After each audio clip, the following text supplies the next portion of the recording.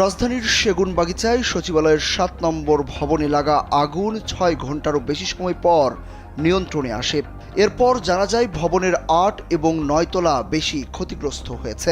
সেই সাথে ভবনের আগুন লাগা তলাগুলোর গুরুত্বপূর্ণ সব নথিপত্র পুড়ে গেছে বলে ধারণা করছে ফায়ার সার্ভিস।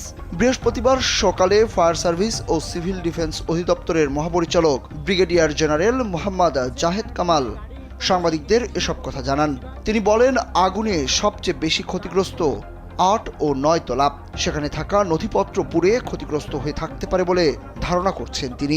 জাহেদ কামাল আরও জানান, সচিবালয়ের আগুন লাগার কারণ সম্ভবত ইন্টেরিয়ার ডেকোরেশন ছিল।